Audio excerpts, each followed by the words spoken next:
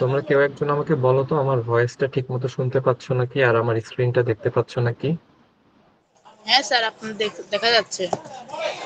আচ্ছা, ঠিক আছে। তো আমরা গতদিন কি করেছিলাম কেউ বলতে পারবা?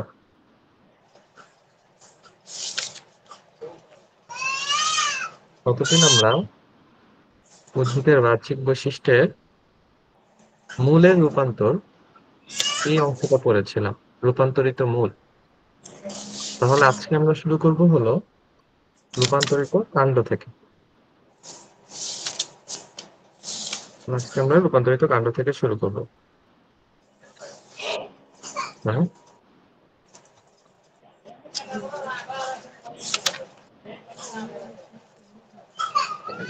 ঠিক আছে। আচ্ছা, তোমরা সবাই একটু মাইকটা মিউট করে রাখো, কারো যদি কখনো কোনো কোয়েশ্চেন থাকে, কোনো কিছু না বুঝতে পারো, মাইক আনমিউট করে কোয়েশ্চেন করো।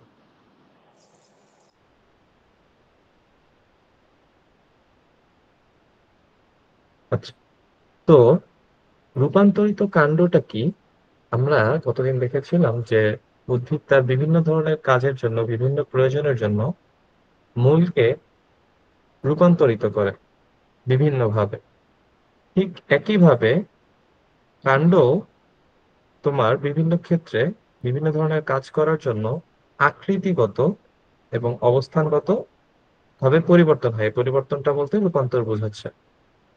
এই যে দেখো কি বলেছি, এই ধরনের পরিবর্তনকে কাণ্ডের রূপান্তর বলে। তাহলে ক্ষেত্র বিশেষে সাধারণত সাধারণ কাজ ছাড়া বিভিন্ন ধরনের কাজ থাকে উদ্ভিদের, যেটার জন্য উদ্ভিদ কি করে, তার কাণ্ডের আকৃতিগত অর্থাৎ আকারটা চেঞ্জ হবে, আর অবস্থানগত মানে তার জায়গাটা চেঞ্জ হবে। এই ধরনের পরিবর্তন ঘটে, এটাকে বলতেছি রূপান্তর, কাণ্ডের রূপান্তর। তো অবস্থান অনুযায়ী রূপান্তরিত কাণ্ড কত প্রকার? তিন প্রকার। অবস্থান অনুযায়ী রূপান্তরিত কাণ্ড কত প্রকার? তিন প্রকার। কি কি আমরা একটু দেখি। যে একটা আছে ভূনিম্নস্থ, একটা আছে অর্ধবায়বীয়, একটা আছে বায়বীয়। আসলে আমরা একটা একটা করে দেখি। প্রথমে চলে আসি ভূনিম্নস্থ। তো ভূনিম্নস্থ রূপান্তরিত কাণ্ড, এটা নামের সাথে বোঝা যাচ্ছে এটা কি হবে, যে ভূনিম্নস্থ তার মানে মাটির নিচে অবস্থান করবে, তাই না? এই যে দেখো কি বলছে, যে প্রতিকূল পরিবেশে টিকে থাকা, খাদ্য সঞ্চয়, অঙ্গজ উপায়ে বংশ বিস্তার করার জন্য কিছু কিছু উদ্ভিদের কাণ্ড মাটির নিচে বৃদ্ধি পায়। তাহলে মাটির নিচে বৃদ্ধি পায় এটা দেখে আমরা কি বুঝতেছি, যে এটা ভূনিম্নস্থ। এই ধরনের কাণ্ডকে আমরা কি বলবো? ভূনিম্নস্থ রূপান্তরিত কাণ্ড। এই ভূনিম্নস্থ রূপান্তরিত কাণ্ড আবার চার ধরনের। কি কি? একটা আছে হলো তোমার স্ফীতকন্দ। স্ফীতকন্দ, এটাকে আরেকটা কি বলা যায় বলতো? টিউবার। আরেকটা আছে কি, যে রাইজোম, বা এটাকে কি বলা যায়? মৌলকাণ্ড। আর কি কি আছে? আরেকটা আছে হলো কন্দ, আরেকটা আছে হলো গুড়িকন্দ। তাহলে আমরা কি দেখলাম, যে রূপান্তরিত কাণ্ড অবস্থান অনুযায়ী তিন ধরনের হয়। একটা হলো ভূনিম্নস্থ, অর্ধবায়বীয়, আর একটা হলো বায়বীয়। এই ভূনিম্নস্থটা আবার চার ধরনের হয়ে থাকে। একটাকে কি বলতেছি? স্ফীতকন্দ বা টিউবার। একটাকে বলতেছি মৌলকাণ্ড বা রাইজোম। আরেকটা হচ্ছে কন্দ, আর শেষেরটা হচ্ছে গুড়িকন্দ। তো আসলে ফার্স্ট একটা দেখি যে টিউবার কি। টিউবার বা স্ফীতকন্দ, তোমরা কি সবাই আলু দেখছো না? আলু তো সবাই দেখার কথা। তো তোমরা যদি কখনো খেয়াল করে থাকো, যে দেখবা যে আলুর মধ্যে এই যে এরকম ছোট ছোট গোল গোল কিছু চোখের মতো অংশ থাকে। তোমরা কি এটা দেখেছো? কেউ খেয়াল করছো? সবাই কি আমাকে শুনতে পাচ্ছো? তোমরা কি আসো? কেউ শুনতেছো না? হ্যাঁ স্যার। ঠিক আছে, একটু রেসপন্স করো মাঝে মধ্যে। তো আলুর মধ্যে এই আলু হলো তোমার টিউবার বা স্ফীতকন্দের একটা উদাহরণ। এখানে বলছে গোল আলু, একই কথা। তো স্ফীতকন্দে কি কি থাকে? পর্ব, পর্বমধ্য, স্বল্কপত্র আর গাক্ষিক মুকুল। তাহলে স্ফীতকন্দে কি কি থাকতেছে? যে পর্বমধ্য শল্কপত্র, কাক্ষিক মুকুল। তোমরা এগুলো কি জিনিস সেটা ক্লাস 6-এ মনে হয় দেখে এসছো।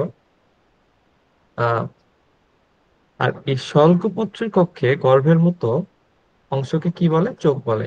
এই যে সহজ ভাষায়, এই যে আলোর মধ্যে দেখবা যেরকম ছোট ছোট কিছু গোল গোল অংশ আছে, এগুলাই হলো তোমার এই চোখ। অনুকূল ঋতুতে চোখ হতে কাক্ষিক মুকুল বৃদ্ধি পেয়ে নতুন উদ্ভিদের সৃষ্টি হয়। তার মানে এই যে আমাদের যে বিভিন্ন চোখ আছে এই টিউবারের মধ্যে, এই টিউবারটা যখন অনুকূল ঋতু, মানে যে ঋতুতে তোমার ওই আলুর প্রজনন হয় বা বংশ বিস্তার হয়, সেই ঋতুতে এই চোখগুলো থেকে কি হয়? তোমার মুকুল বৃদ্ধি পায়, কাক্ষিক মুকুল বৃদ্ধি পেয়ে আস্তে আস্তে উদ্ভিদের সৃষ্টি করে। দেখবা যে আলু রেখে দিলে অনেক সময় চোখ থেকে ছোট এরকম ছোট ছোট শিকড়ের মতো অংশ বের হচ্ছে, আসলে সেগুলা থেকে ওটা হলো কাক্ষিক মুকুল। ওইখান থেকে আস্তে আস্তে তুমি যদি মাটিতে লাগাই দাও, দেখবা যে উদ্ভিদ সৃষ্টি হয়ে গেছে। তো এই যে আলু, এটা কিন্তু আসলে একটা কাণ্ড, কিন্তু মাটির নিচে অবস্থান করে দেখে এটাকে ভূনিম্নস্থ বলতেছে, ভূনিম্নস্থ রূপান্তরিত কাণ্ড।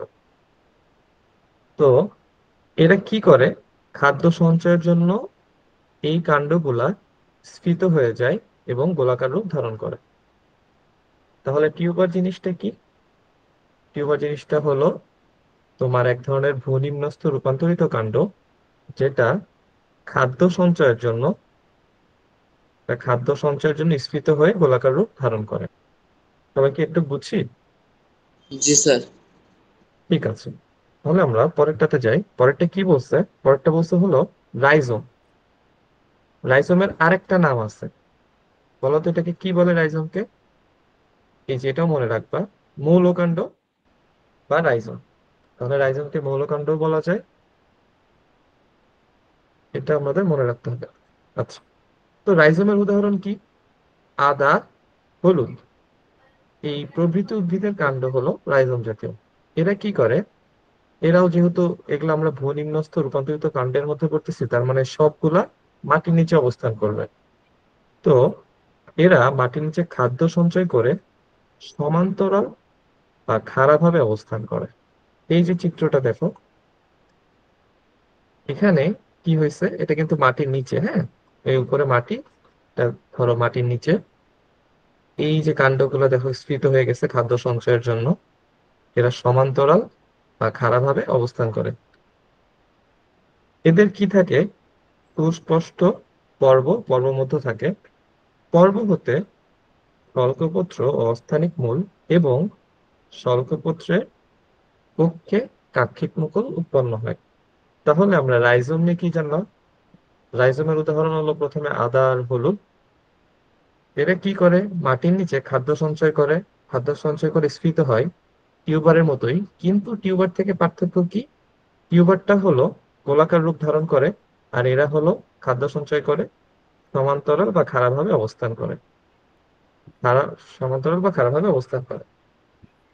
আরো কি দেখলাম? যে এদের মধ্যে সুস্পষ্ট পর্বমধ্য থাকে। পর্ব হতে কি তৈরি হয়? শল্কপত্র, অস্থানিক মূল এবং এই যে শল্কপত্র আছে, পর্ব থেকে যে শল্কপত্র তৈরি হয়েছে, এই শল্কপত্রের কক্ষে কাক্ষিক মুকুল উৎপন্ন হয়। আচ্ছা, এটা কি সবাই বুঝছি? রাইজোম। Yes, yes. sir. ঠিক আছে, এখন আমরা আসি কন্দতে। আচ্ছা, গতদিন কন্দ মানে একটা, তোমাদের একটা কথা বলছো, তোমাদের কি মনে আছে কন্দ যদি আসে তাহলে কি বুঝবো আমরা? আচ্ছা, কন্দ দিয়ে বলছিলাম যে অন্ডাকৃতি বলতে আসলে এদের নির্দিষ্ট কোনো আকার আকৃতি থাকে না, সাধারণত এরা অনিয়মিত ভাবে মোটা হয়। তো এখানে আমরা দেখি কাণ্ডের ক্ষেত্রে কন্দটা কিরকম হয়। কন্দের উদাহরণ প্রথমে আমরা জেনে নিই। পেঁয়াজ, রসুন, দুইটা তো একই টাইপের, পেঁয়াজ রসুন, মনে রাখতেও সুবিধা। তাহলে পেঁয়াজ রসুন হলো কন্দের উদাহরণ। তো পেঁয়াজ রসুন ইত্যাদি উদ্ভিদের কাণ্ড এই প্রকারের, এদের কাণ্ডটি খুবই ক্ষুদ্র, গোলাকার এবং উজ্জ্বল। তাহলে কি বলছিলাম? যে এই কন্দের কাণ্ড তোমার খুবই ক্ষুদ্র, গোলাকার এবং উজ্জ্বল। এই যে পেঁয়াজ রসুন দেখি, এরা তো গোলাকার হয়, ছোটই হয় বলতে গেলে, আলুর তুলনায় বা আদার তুলনায় যদি বলতে যাই, তাহলে কিন্তু তারা কিন্তু ছোট। এর জন্য বলছে ক্ষুদ্র। আর উজ্জ্বল মানে কি, আমরা একদম সুস্পষ্ট ভাবে দেখতে পারি, এর জন্য। তাহলে কন্দ হলো কি, ক্ষুদ্র, গোলাকার এবং উজ্জ্বল। আচ্ছা, উত্তল বলছে, সরি। উত্তল বলতে এই যে তোমাদের এইখানে যে যে গোলাকার ভাবে দেখতেছো না দুই পাশে, এটার জন্য এটাকে বলছে হলো উত্তল। আবার পাশাপাশি এটা কিন্তু উজ্জ্বল, কারণ তুমি দূরের থেকে যদি রেখে দাও, দেখবা যে সহজেই কিন্তু পেঁয়াজ বা রসুনকে আইডেন্টিফাই করা যায়। আচ্ছা, তো এদের কি থাকে, পর্বমধ্যগুলো সংকুচিত থাকে। পুরু এবং রসালো স্বল্পপত্রগুলো এমন ভাবে অবস্থান করে যে কন্দটিকে দেখা যায় না। তাহলে কি বলছে, যে পুরু এবং রসালো স্বল্পপত্রগুলো এমন ভাবে অবস্থান করে যে পদ্মটিকে দেখা যায় না। এই কাণ্ডের নিচের দিক থেকে প্রচুর অস্থানিক গুচ্ছবল বের হয়। আচ্ছা, আমি তোমাদেরকে বলি। ধরো পাশের চিত্রটা হলো পেঁয়াজের। তো পেঁয়াজের উপরে ওই যে উপরে আরেকটা আবরণ থাকে না, পেঁয়াজের উপরে, এটা তো সবাই খেয়াল করছো, খেয়াল করছো জি না? স্যার। হ্যাঁ, ওই আবরণটা হলো এই যে রসালো স্বল্পপত্র বলছে, ওইটার ভিতরের যে অংশটা, ওইটা কিন্তু আসলে পেঁয়াজ, মানে ওইটা হলো কন্দটা। আর উপরের যে অংশটা থাকে আবরণের মতো কিছুটা পুরু, এবং দেখবা যে ওইটা যদি উঠাইতে যাও, কিছুটা রসের মতো বের হয়। তো এর জন্য এটাকে বলছে রসালো স্বল্পপত্র। আর পেঁয়াজ তোমরা যদি কেউ কখনো আহ মাঠ বা ক্ষেত থেকে উঠানো অবস্থায় দেখছো, তখন দেখবা যে এর নিচে ছোট ছোট ছোট ছোট অনেক শিকড়ের মতো থাকে। এটাকে বলে হলো অস্থানিক নল। তাহলে কন্দ নিয়ে আমরা কি জানলাম, যে এদের কাণ্ডটা হলো, আমার সোনার বাংলা। কন্দের কাণ্ডটা হলো ক্ষুদ্র, গোলাকার আর ইয়ো উত্তল। ইয়ো হানি। তো সবাই একটু মিউট করি। তারপর এর উপরে কি থাকে, পুরু। পুরু মানে কিছুটা মোটা ও রসালো স্বল্পপত্র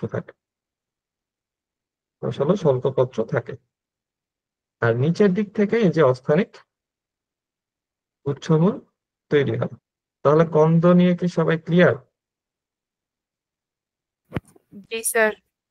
আচ্ছা, ঠিক আছে, তাহলে আমরা পরেরটায় যাই। লাস্টেরটা কি আছে, যে কি লিখছে গুড়িকন্দ। তো গুড়িকন্দটা কি? গুড়িকন্দ প্রথমে আমরা উদাহরণটা দেখে নিই, সেটা হলো ওলকচু। তো ওলকচু, এটার আমরা এখন বৈশিষ্ট্যগুলো দেখি। কি বলছে, গুড়িকন্দের ক্ষেত্রে কি হয়। গুড়িকন্দের কাণ্ডটা বেশ বড় হয়, আকৃতিতে প্রায় গোলাকার। এদের সুস্পষ্ট পর্বমধ্য থাকে। স্থলকপত্রের কক্ষে উৎপন্ন পার্শ্ব বা কাক্ষিক মুকুলগুলি বড় হয় এবং শিশু গুড়িকন্দের সৃষ্টি করে। আচ্ছা, তাহলে এখানে অনেকগুলো ইনফরমেশন আছে।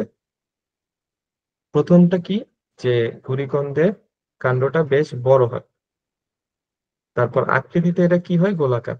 তাহলে এটা কন্দের সাথে মিল আছে না, দেখো এরাও কিন্তু আকৃতিতে গোলাকার। কিন্তু কন্দটা হলো ক্ষুদ্র, আর এরা হলো বেশ বড়। এখন এই যে দেখো, আর কি বলছে, যে এদের পর্ব ও পর্বমধ্য এটা হলো সুস্পষ্ট। ফলকপত্রের কক্ষে উৎপন্ন পার্শ্ব বা কাক্ষিক মুকুলগুলো বড় হয় এবং শিশু গুড়িকন্দ সৃষ্টি করে। তাহলে শিশু গুড়িকন্দ কিভাবে সৃষ্টি হয়, এই গুড়িকন্দের যে ফলকপত্রগুলো আছে, সেটার কক্ষে কিছু পার্শ্ব বা কাক্ষিক মুকুল তৈরি হয়, এবং সেগুলোর থেকে বড় হয়ে আস্তে আস্তে শিশু গুড়িকন্দ সৃষ্টি হয়। তো গুড়িকন্দটা কি আমরা সবাই বুঝছি? জি স্যার। আচ্ছা, তাহলে আমাকে তোমরা বলো তো, যে আদা বা হলুদ, এটা কোন ধরনের মধ্যে পড়বে?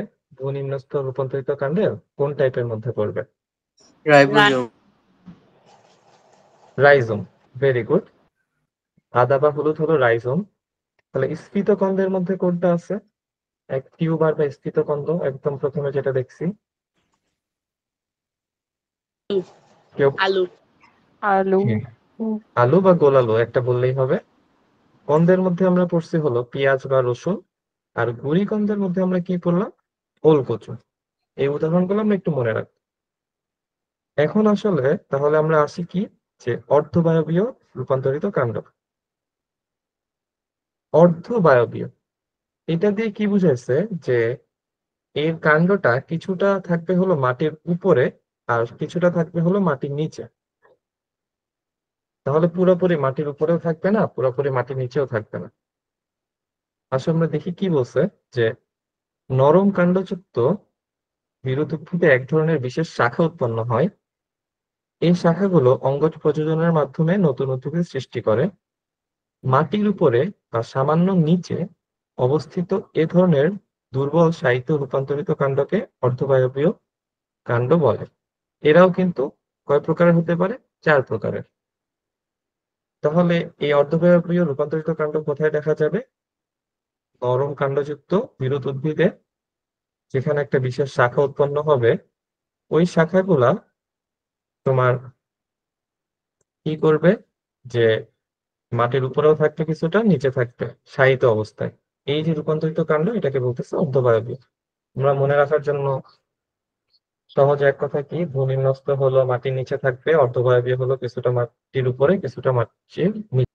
তাহলে অর্ধবায়বীয়, অর্ধবায়বীয় এটাও কত? 4 প্রকারের। কি কি? একটা হলো রানার বা ধাবক, রানার বা ধাবক। তারপর কি বলছে, যে স্টোলন বা বক্র ধাবক, স্টোলন বা বক্র ধাবক। তারপর কি বলছে, অফসেট। আর লাস্টেরটা কি, আকার বা ঊর্ধ্ব ধাবক। তাহলে আমরা কি দেখলাম, যে অর্ধবায়বীয় যে রূপান্তরিত কাণ্ড আছে, সেটা হলো 4 ধরনের। কি কি? রানার বা ধাবক, স্থূলন বা বক্র ধাবক, অফসেট, আকার বা ঊর্ধ্ব ধাবক।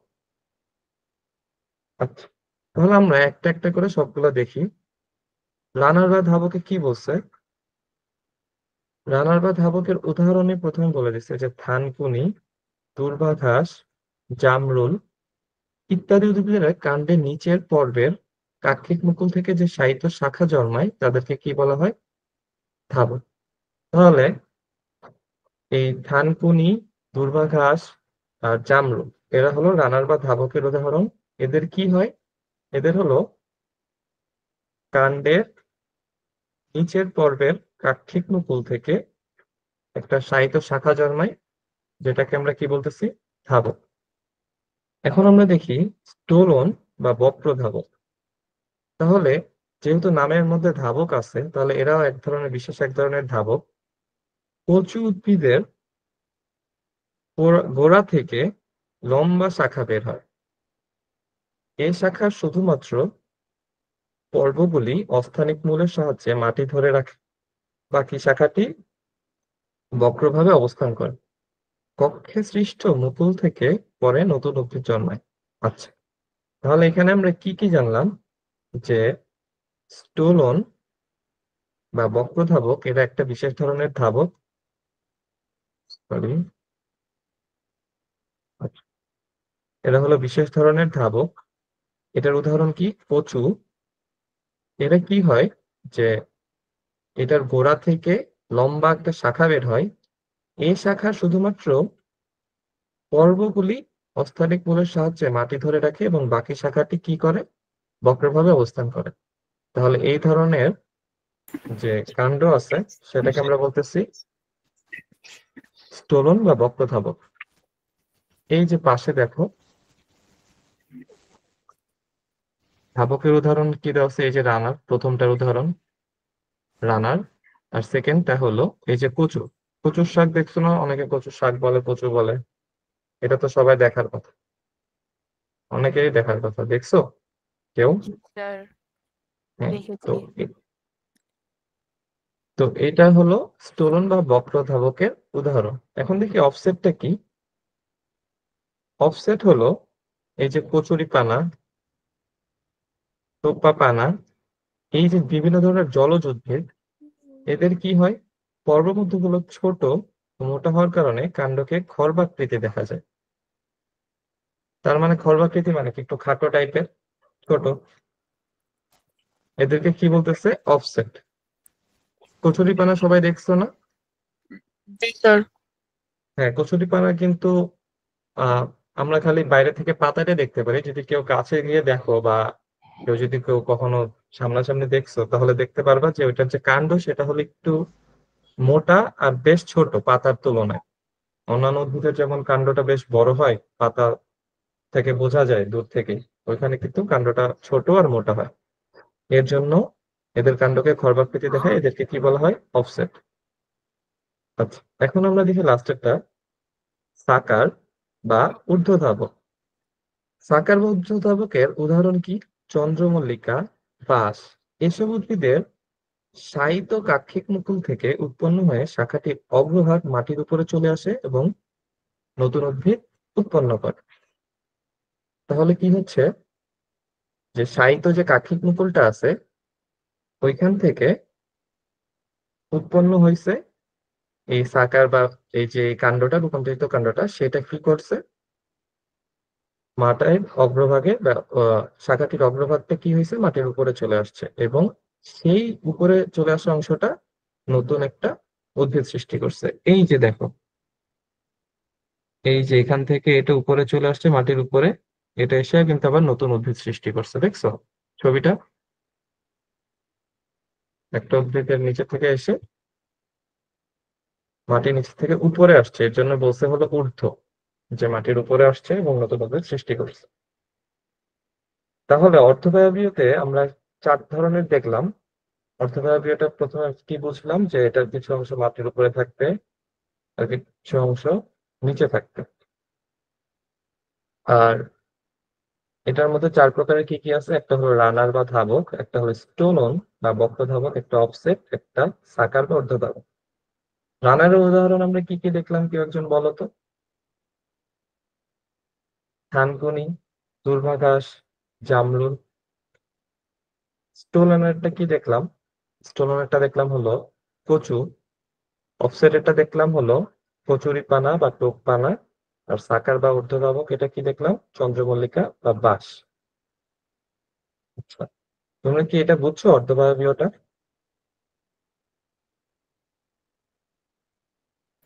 Yes sir. জি স্যার। আচ্ছা, ঠিক আছে, তাহলে আমরা বায়বীয়তে যাই। বায়বীয় রূপান্তরিত কাণ্ডটা তাহলে বলো তো কি হবে, অর্ধবায়বীয়তে যদি অর্ধেক উপরে থাকে অর্ধেক নিচে থাকে, তাহলে বায়বীয়তে কি হইতে পারে? কেউ কি কোনো আন্দাজ করতে পারতেছো? পুরাটাই উপরে থাকবে। Very good.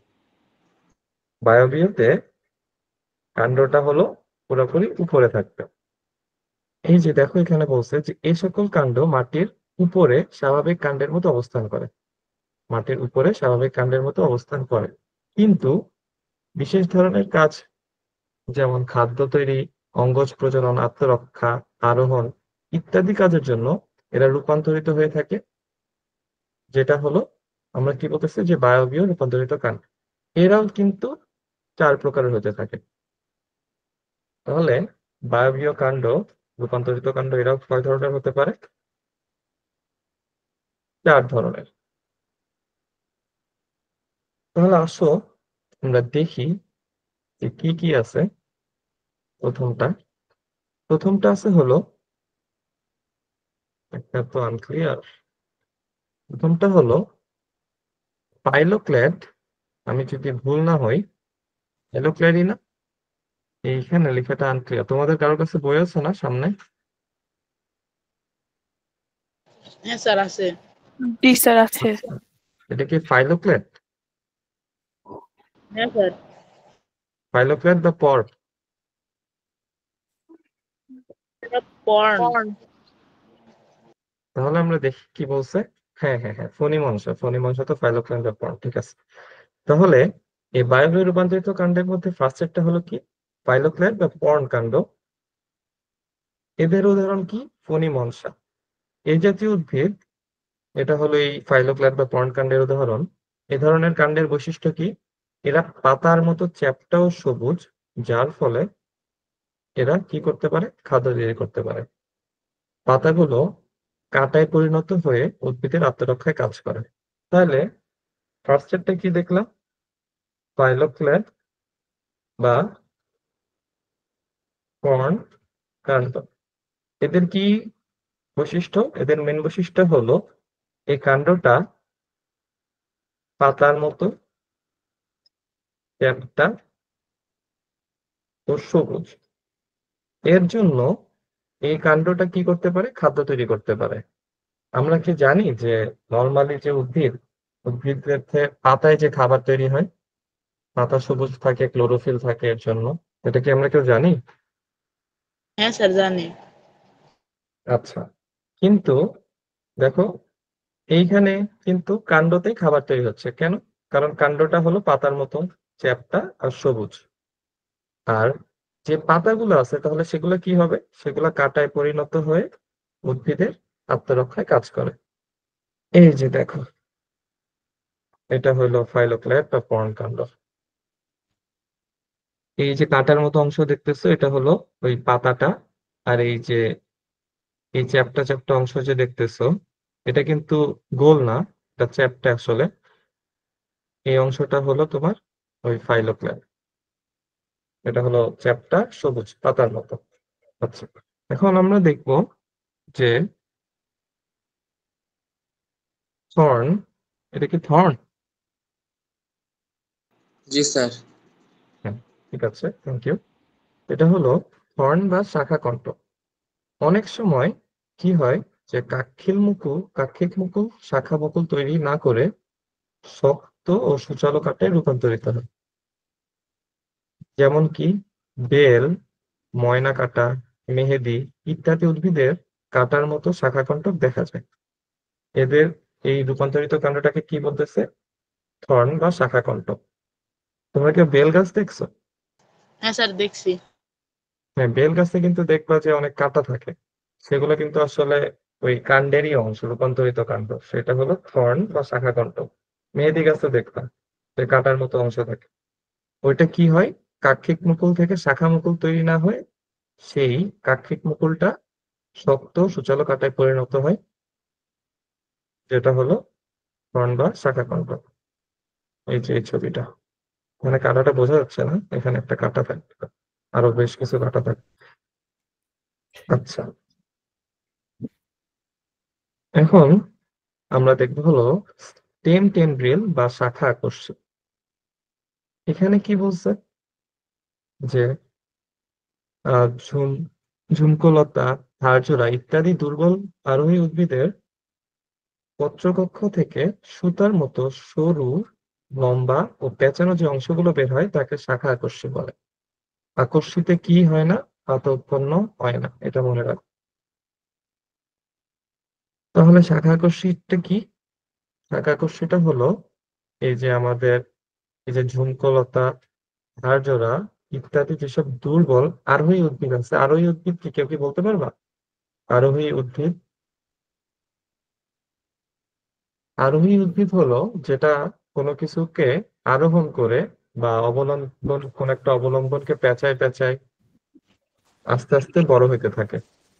তাদের কোনো একটা সাপোর্ট দরকার, যেটা বেয়ে বা যেটা একটা অবলম্বন করে তারা আস্তে আস্তে বড় হবে।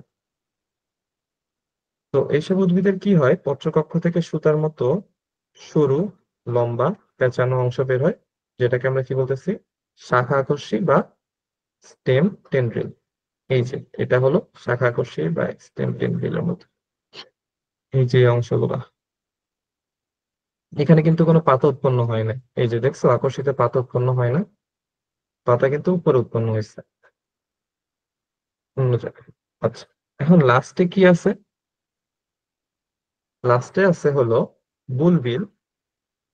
তো বুলবিলটা কি? কোনো কোনো আরোহী উদ্ভিদের কাক্ষিক মুকুল শাখায় পরিণত না হয়ে প্রচুর খাদ্য সঞ্চয় করে গোলাকার মাংসপিণ্ডের আকার ধারণ করে, এরাই বুলবিল। তাহলে স্টেম টেন্ড্রিল বা শাখাকোষী এবং বুলবিল এই দুইটাই কিন্তু কোন উদ্ভিদের জন্য প্রযোজ্য? আরোহী উদ্ভিদ। কিন্তু এই স্টেম টেন্ড্রিল বা শাখা আকর্ষের সাথে এই বুলবিলের পার্থক্য কোথায়?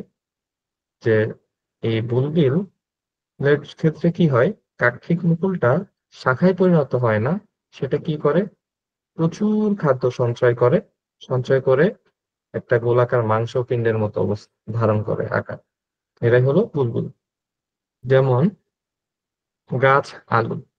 আচ্ছা, এই যে এই ছবিটা দেখো বুলবিলের, এই অংশটা, এখানে কি হয়েছে, কাক্ষিক মুকুলটা কিন্তু কোনো শাখা উৎপন্ন করে নাই, এটা খাদ্য সঞ্চয় করতে করতে করতে একটা গোলাকার মাংসপিণ্ডের মতো আকার ধারণ করছে। এটা হলো বুলবিল। তো তোমরা সবাই কি এটা কি বুঝছো? হ্যাঁ স্যার বায়বীয় বুঝছি। রূপান্তরিত কাঠামো। আচ্ছা, তাহলে আমরা বায়বীয়তে কি কি দেখলাম? একটা হলো ফাইলোক্লেড বা পর্ণকাণ্ড, আর একটা কি দেখলাম, যে কর্ণ বা শাখা কণ্টক, আরেকটা দেখলাম হলো টেম টেন্ড্রিল বা শাখা আকর্ষী, আর লাস্টেরটা কি দেখলাম বলো তো? বুলবিল। ভেরি গুড, বলবেন। আচ্ছা, আমাদের এগুলোর উদাহরণ মনে রাখতে হবে। তাহলে বলো তো ফাইলোক্লেডের উদাহরণ কি? ফাইলোক্লেডের বা পর্ণকাণ্ডের? ফণী মনসা। ভেরি গুড, ফণী মনসা। তারপর আর কি কি আছে? কর্ণ বা শাখা কণ্টক যেটা আছে সেটার উদাহরণ কি হবে? এই যে বেল, ময়না কাটা, মেহেদি। বেল, ময়না কাটা বা মেহেদি এরা হবে কিসের উদাহরণ? থর্ন বা শাখা কণ্টক। স্টেম টেন্ড্রিল বা শাখা আকর্ষী, এটার উদাহরণ কি হবে? ঝুমকোলতা, ঝুমকোলতা, হাড়। হার্টজোড়া। Very good. আর বুলবিলের উদাহরণ একটাই আছে, গাছ আলু। এটা মনে আচ্ছা। রাখার সহজ, কারণ এরা মাংসের পিণ্ডের মতো আকার ধারণ করে, আর আলু ওরকম একটু গোলাকার টাইপের হয়। আচ্ছা, তাহলে এখন আমরা দেখবো কি? এখন দেখবো হলো রূপান্তরিত পাতা। তার আগে তোমরা নিজেরা একটু এই যে রূপান্তরিত কাণ্ড দেখলাম, ফার্স্টে কি দেখলাম, যে ভূনিম্নস্থ কাণ্ড, এটার মধ্যে আবার চারটা ভাগ আছে, টিউবার, রাইজোম, কন্দ, গুড়িকন্দ। আবার অর্ধবায়বীয় রূপান্তরিত কাণ্ড দেখলাম, এটার মাঝখানে আছে কি রানার বা ধাবক, তারপর স্টোলন বা বক্র ধাবক, অফসেট, তারপর সাকার বা অর্ধধাবক। এইগুলা নিজেরা একবার 2 মিনিট একবার চোখ বুলাও, আর দেখো তো কোনো কোয়েশ্চেন আছে নাকি তোমাদের। 2 মিনিট টাইম না, 9টা 23 বাজে, 9টা 25-এ আমাকে জানো। যদি কারোর কোয়েশ্চেন না থাকে 9টা 25-এ, তখন তোমাদেরকে কয়েকটা কোয়েশ্চেন দিব, তোমরা অ্যান্সার বলবে আমাকে। আচ্ছা, 9টা 25 বাজছে। তোমাদের কি কারো কোনো কোয়েশ্চেন আছে এই পর্যন্তই রূপান্তরিত কাণ্ডের মধ্যে যা যা দেখাইলাম? না স্যার, কোনো প্রশ্ন নেই। আচ্ছা, তাহলে তোমরা আমাকে বলো যে আহ এই যে আমরা রূপান্তরিত কাণ্ড দেখলাম, এটা কয় ধরনের হইতে পারে অবস্থা অনুযায়ী? 4 ধরনের। রূপান্তরিত কাণ্ড, এই যে দেখো রূপান্তরিত কাণ্ড এইটা, রূপান্তরিত 3 ধরনের। হ্যাঁ, অবস্থান অনুযায়ী 3 ধরনের। কি কি হবে তাহলে? ভূনিম্নস্থ, অর্ধবায়বীয়, বায়বীয়, তাই না? বায়বীয়। হ্যাঁ। আচ্ছা, এবার আমাকে বলো যে রাইজোম এটা কোন ধরনের মধ্যে পড়ছে অবস্থান অনুযায়ী? এটা কি ভূনিম্নস্থের মধ্যে পড়ছে, নাকি অর্ধবায়বীয়, নাকি বায়বীয়? স্যার এটা বায়ু। Very good. আচ্ছা, বলো তো আহ তোমার বুলবিল এটা কোনটার মধ্যে পড়ছে? এটা বায়বীয়। Very good. তারপর স্টেম ডেনড্রিল বা শাখা আকর্ষী, তো বায়বীয় স্যার রূপান্তর। স্টেম ডেনড্রিল বা শাখা আকর্ষী, এটাও কিন্তু বায়বীয় মধ্যে বায়ু। পড়ছে। Very good. আচ্ছা, তোমরা এই প্রত্যেকটা উদাহরণগুলো একটু মনে রাখার চেষ্টা করবা। তাহলে এখানকে মোটামুটি আর কি তোমাদের হয়ে যাবে। আচ্ছা, এখন তাহলে আমরা আসি রূপান্তরিত পাতা, এটা আজকে লাস্ট টপিক, খুবই ছোট টপিক। দেখি কি বলছে, যে এই যে আমরা যেমন দেখছি যে বিভিন্ন কাজের জন্য উদ্ভিদের কাণ্ড বা মূল এটা রূপান্তরিত হয়, বিভিন্ন রকম ভাবে পরিবর্তিত হয়, ঠিক সেম ভাবে পাতাও তাই। পাতাও বিভিন্ন কাজের জন্য রূপান্তরিত হতে পারে, এই রূপ পরিবর্তিত হয় দেখে পরে এটাকে আমরা কি বলতেছি, রূপান্তরিত পাতা। আচ্ছা, এখন আমরা বেশ কয়েক ধরনের রূপান্তরিত পাতা সম্বন্ধে জানি। ফার্স্টে কি বলছে, আকস্মিক। আচ্ছা, তাহলে আকস্মিক পাতা কিরকম? এরা হলো সম্পূর্ণ পাতা, তার মানে পাতাটা কমপ্লিট থাকবে, কোনো সবগুলো অংশ উপস্থিত থাকবে। তারপর পাতার শীর্ষভাগ অথবা, এটা কি লিখছে, কেউ একজন বলো তো এটা কি লিখছে তোমাদের বই দেখে, শীর্ষ পত্রক হবে স্যার। আচ্ছা আচ্ছা, পত্রক। হ্যাঁ হ্যাঁ, সরি। পাতার শীর্ষভাগ বা পত্রক অনেক সময় পেঁচানো স্প্রিং এর মতো রূপ ধারণ করে, এগুলোকে কি বলতেছে, আকর্ষী। তাহলে আকর্ষী পাতার একটা বৈশিষ্ট্য হলো এরা সম্পূর্ণ পাতা, তারপরে যে যে যে শীর্ষভাগ বা পত্রক এটা কি হয়, পেঁচানো স্প্রিং এর মতো রূপ ধারণ করে। তো এই যে যেহেতু পেঁচানো স্প্রিং এর মতো, তার মানে এটা কি করে, কোনো গাছকে আঁকড়ে ধরতে সাহায্য করে, এর সাহায্যে গাছ কোনো কিছু আঁকড়ে ধরতে পারে। এর উদাহরণ কি, জংলি মটর গাছ। তাহলে জংলি মটর গাছে আমরা আকর্ষী পাতা দেখতে পারি। এই যে দেখো, এই যে এটা এইখানে। স্যার আপনার স্ক্রিন দেখা যাচ্ছে না। আচ্ছা, থ্যাংক ইউ, এখন দেখতে পাচ্ছ? হ্যাঁ স্যার, এখন দেখা যাচ্ছে। ঠিক আছে। So, তাহলে আমরা কোথায় ছিলাম, এই যে আকর্ষিতে। আকর্ষিতে দেখো, এই যে এই উপরের অংশটা, এখানে এখানে কিছু পেঁচানো স্প্রিং এর মতো অংশ দেখতেছো, খেয়াল করছো? এই অংশটা হলো তোমার এই আকর্ষণ। তাহলে এটা আমরা কোথায় দেখতে পারবো, জংলি মটর গাছে। সেকেন্ডটা কি বলা হয়েছে, যে খাদ্য সঞ্চয়। আচ্ছা, পেঁয়াজ, রসুন বা মৃতকুমারী গাছের পাতা কি হয়, পুরু এবং রসালো হয়। তাহলে এসব পাতায় খাদ্য জমা থাকে। তাহলে খাদ্য সঞ্চয় এর জন্য তোমার কি কি আছে, পেঁয়াজ, রসুন, আর একটা আছে হলো ঘৃতকুমারী। ঘৃতকুমারী মানে অ্যালোভেরা আর কি। তো এগুলোর পাতা কিন্তু একটু পুরু বা রসালো হয়। এর জন্য পুরু বা রসালো হয় কেন, কারণ এদের মধ্যে খাদ্য জমা থাকে। আরেকটা আছে হলো পতঙ্গ ফাঁদ হিসেবে ব্যবহৃত হয় কিছু কিছু রূপান্তরিত পাতা। কি আছে, যে কলসি উদ্ভিদ নামে এক ধরনের লতানো গাছ এবং ঝাঁঝি নামক জলজ উদ্ভিদের পাতা রূপান্তরিত হয়ে কলসি বা ফলের রূপ ধারণ করে। কলসি তো সবাই ছিল না? হ্যাঁ স্যার। আচ্ছা, থল মানে যে একটা ব্যাগের মতো আর কি। এর মধ্যে পোকামাকড় ঢুকলে কলসির ঢাকনাটি বন্ধ হয়ে যায়, পরে গাছ তার দেহ থেকে রস শুষে নেয়। তার মানে এটা একটা পোকা ধরার ফাঁদের মতো, একটা কলসির মতো থাকবে। কলসির মতো ধরো, আমি এই কলসির মতো থাকবে, যখন কোন একটা পোকা এখানে ঢুকবে তখন এটার যে আহ মাথা বা ঢাকনা সেটা বন্ধ হয়ে যাবে।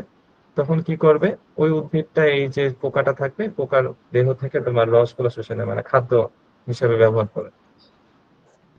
আচ্ছা, তারপর বলছে কি, প্রজনন। তাহলে কিছু কিছু রূপান্তরিত পাতা আমাদের প্রজননে অংশ নেবে। কি দেখি, যে কোনো কোনো উদ্ভিদে পাতার কিনারা থেকে কুড়ি গজায়, ধীরে ধীরে এসব কুড়ি থেকে নিচের দিকে গুচ্ছমূল গজায়। কোনো এক সময় এরা মুক্ত হয়ে স্বাধীন উদ্ভিদের জন্ম দেয়, যেমন পাথরকুচি। পাথরকুচি তোমরা সবাইকে দেখছো, কিন্তু অনেক হ্যাঁ স্যার। একটা কমন। হ্যাঁ, এটাতে এই যে নাম কিন্তু পাথরকুচি। এখানে কি হয়, এটার হলো এই যে পাতা, পাতার কিনারা থেকে ছোট কুঁড়ি গজায়। এসব কুঁড়ি আস্তে আস্তে তোমার কি হয়, গুচ্ছমূল সৃষ্টি করে, যেটা পরে কোনো এক সময় গিয়ে মুক্ত হয়ে যায়, মুক্ত হয়ে একটা স্বাধীন উদ্ভিদের জন্ম দেয়। তো তুমি এক জায়গায় যদি পাথরকুচি লাগাও, দেখবা যে আশেপাশের জায়গাও কিছুদিন পরে ভরে গেছে। আচ্ছা, এখন আমরা দেখবো হলো কন্টক পত্র। কন্টক মানে কি? কাঁটা। তাহলে বুঝতেই পারতেছি যে যেসব পাতা কখনো কখনো কাঁটায় রূপান্তরিত হবে সেটাকে কি বলতেছি? কন্টক পত্র। যেমন লেবু, লেবু গাছে দেখবা যে অনেক কাঁটা থাকে, তো সেগুলো কিন্তু আসলে কন্টক পত্রের উদাহরণ, লেবু গাছ। আচ্ছা, লাস্টেরটা কি বলছে? যে শল্কপত্র। কখনো ভূনিম্নস্থ কাণ্ডের পাতা পাতলা আঁশের মতো আকার ধারণ করে, যেমন আলু, আদা, হলুদ। এগুলো কি? শল্কপত্র। রসালো শল্কপত্র কি করবে? খাদ্য সঞ্চয় করবে এবং কাক্ষিক মুকুলকে রক্ষা করবে, যেমন পেঁয়াজের রসালো শল্কপত্র। আচ্ছা, তাহলে এই শল্কপত্রটা কি? কিছু কিছু ভূনিম্নস্থ কাণ্ডের পাতা আমরা কি দেখবো যে পাতলা, যে আঁশ তো সবাই ছিল, আমের আঁশ। আমের আঁশটা অনেক কমনের জন্য বললাম। তো এরকম আঁশের মতো আকার ধারণ করবে, তখন ওইটাকে আমরা বলতেছি হলো শল্কপত্র। উদাহরণ কি? আলু, আদা, হলুদ। আবার কিছু কিছু শল্কপত্র আছে রসালো। রসালো কেন হয়? কারণ এরা হলো খাদ্য সঞ্চয় করে। আবার এই রসালো স্বল্পপত্র গুলা কাক্ষিক মুকুলকে রক্ষা করে, যেমন কি পেঁয়াজের রসালো স্বল্পপত্র। তো এই ছিল তোমাদের আজকের ক্লাস। এর মধ্যে থেকে কার কোনো জায়গায় কোয়েশ্চেন বা কোনো কিছু আরেকবার বললে তোমাদের সুবিধা, কেউ বলতে পারো কারো কোনো কোয়েশ্চেন থাকলে। স্যার, পতঙ্গ ফাঁদের কোনো উদাহরণ নাই? হ্যাঁ হ্যাঁ, পতঙ্গ ফাঁদের কোনো উদাহরণ নাই? পতঙ্গ ফাঁদ, এটা বলবো আর একবার? এটা বলছি একবার। না স্যার, ওটার কোনো উদাহরণ নাই, কোনো উদ্ভিদ? হ্যাঁ হ্যাঁ, এই যে কলসি আর এই যে ঝাঁঝি। কলসি বলছে। উদ্ভিদেরটা তোমার কলসির মতো আকার ধারণ করে, আর এই ঝাঁঝিরটা হলো তোমার কি হয়, এই যে থলের মতো রূপ ধারণ করে। এই যে এই দুইটা হলো উদাহরণ। হাইলাইটারটা ঠিক মতো কাজ করতেছে না।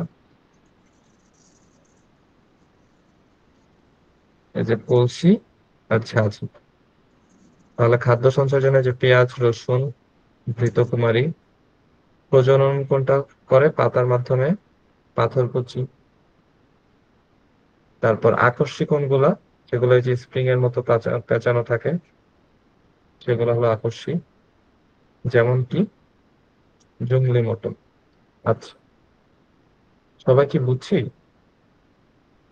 হ্যাঁ স্যার, বুঝছি। জি স্যার। জি স্যার। আচ্ছা, কারো কি কোনো কোয়েশ্চেন আছে? না স্যার। না স্যার। আচ্ছা, তাহলে তোমাদের এই চ্যাপ্টার এই পর্যন্ত থাকবে। নেক্সট দিন তোমরা একটা কাজ করবা। এই যে আহ, রূপান্তরিত, দাঁড়াও দেখাই দিচ্ছি। খাতার মধ্যে শর্টে একটা কাজ করবা। এই যে প্রধান মূলের রূপান্তর, তারপর অস্থানিক মূলের রূপান্তর, এটা কয় ধরনের, শর্টে খালি লিখে রাখবা একটা। তারপর এই প্রত্যেকটার কোনো বৈশিষ্ট্য লেখা লাগবে না, খালি উদাহরণগুলো লিখে রাখবা পাশে। যেমন মূলাকৃতি মূলা, গাজর আকৃতি গাজর। এরভাবে তোমরা এই বাকিগুলো যতগুলো আছে, রূপান্তরিত কাণ্ড, রূপান্তরিত পাতা, প্রত্যেকটার যে কতগুলো ভাগ আছে এবং প্রত্যেকটা উদাহরণ, খালি উদাহরণ, কোনো ব্যাখ্যা লেখা লাগবে না। এই উদাহরণগুলা লিখে একটু চেষ্টা করবা যাতে মনে থাকে, না থাকলেও সমস্যা নাই, আস্তে আস্তে মনে হয়ে যাবে। কয়েকবার লিখলেই, কয়েকবার পড়লেই দেখবা আস্তে আস্তে পারতেছো। তাহলে তোমাদের কারো কোনো কোয়েশ্চেন যদি না থাকে, আজকে তোমাদের ক্লাস এই পর্যন্তই। সবাইকে থ্যাংক ইউ মনোযোগ দিয়ে ক্লাস করার জন্য।